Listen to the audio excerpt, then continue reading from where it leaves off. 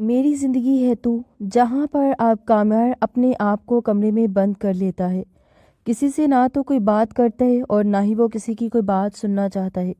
اس وقت اس کی دادی بہت پریشان ہے کامیار کو لے کر اور کہتی ہے، کامیار بیٹا میں دروازہ کھولو، میں تم سے بات کرنا چاہتی ہوں۔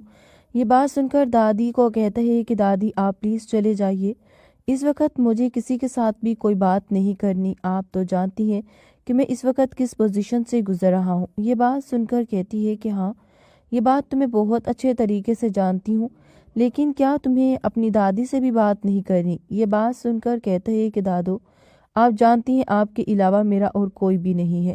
مجھے نہیں سمجھ آ رہی کہ آخر مجھے کس کی خوشیوں کی نظر لگ گئی، لیکن میں اب شاید اس کے بغیر زندہ نہیں رہ پاؤں گا۔ کامیار کی دادی یہ بات سن کر کہتی ہے کہ آخر کیوں تم اس طرح کی باتیں کر رہے ہو؟ تم جانتے ہو نا اچھے طریقے سے تمہاری دادی تم سے کس قدر محبت کرتی ہیں، وہ تمہارے منہ سے ایسی باتیں بالکل بھی نہیں سننا چاہتی۔ یہ بات سن کر کامیار کہتا ہے کہ اور کروں بھی تو کیا کروں، میرے پاس اور شاید اس وقت کوئی راستہ بھی نہیں ہے۔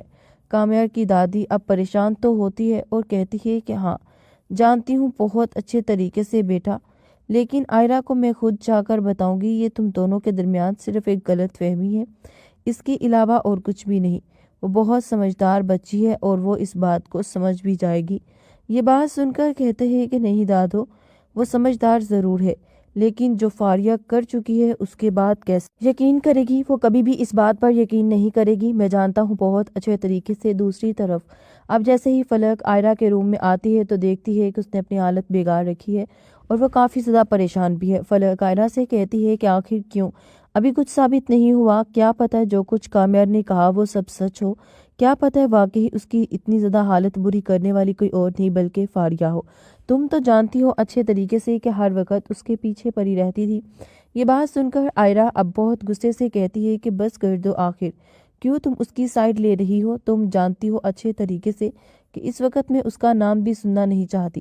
یہ بات سن کر یہاں پر فلک کہتی ہے کہ دیکھو اس وقت تم بہت غصے میں ہو، نو ڈاؤٹ جو کچھ تمہارے ساتھ ہوا وہ بالکل ٹھیک نہیں ہوا، لیکن اس وقت تمہیں اس وقت ریلیکس کرنا چاہیے اور ٹھنڈے دماغ سے سوچنا چاہیے۔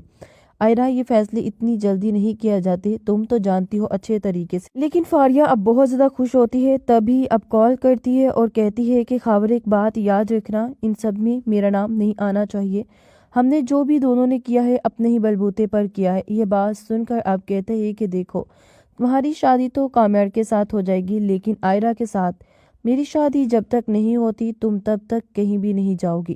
یہ بات سن کر اسے اب بہت زیادہ حیرت بھی ہے اور کہتی ہے کیا تمہارا دماغ ٹھیک ہے؟ تم کس طرح کی باتیں کر رہی ہو؟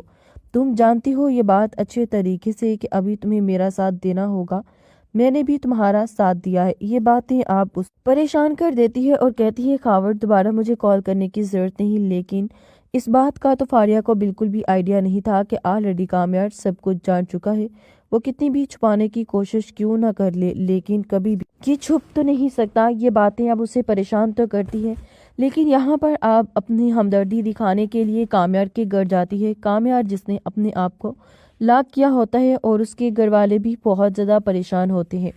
نفیسہ اب فاریہ سے کہتی ہے کہ بہت اچھا ہوا بیٹا، وہ تمہاری بات تو سن لے گا کہ تم آ گئی، وہ ہماری تو بات تک نہیں سن رہا۔ یہ بات سن کر کہتی ہے کہ آنٹی جو کچھ بھی کر چکی ہے آئرہ، اس کے بعد کیسے وہ نارمل ہو سکتا ہے؟ میں اسے خود باہر لے کر جاؤں گی اور اس کا موڈ تھوڑا نارمل ہو جائے گا اور سب ٹھیک ہو جائے گا، آپ کو پریشان ہونے کی بالکل بھی ضرورت نہیں ہے۔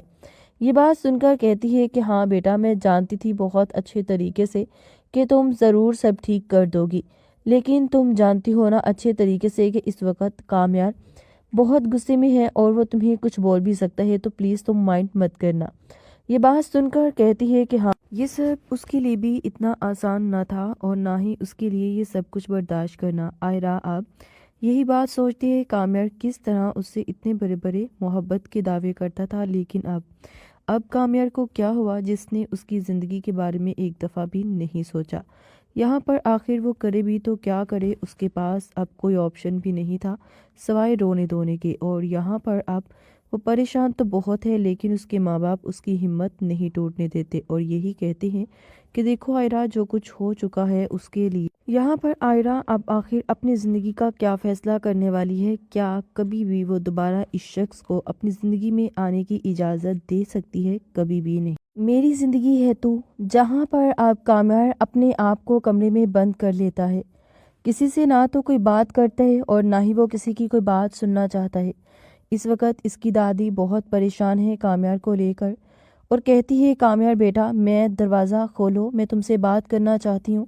ये बात सुनकर दादी को कहता है कि दादी आप प्लीज़ चले जाइए, इस वक्त मुझे किसी के साथ भी कोई बात नहीं करनी। आप तो जानती हैं कि मैं इस वक्त किस पोजीशन से गुजर रहा हूँ। ये बात सुनकर कहती है कि हाँ, ये बात तो मैं बहुत अच्छे तरीके से जानती हूँ, लेकिन क्या तुम्हें अपनी दादी से भी बात नहीं करनी? ये बात सुनकर कहता है कि दादो, आप जानती हैं आपके अलावा मेरा और कोई भी नहीं है।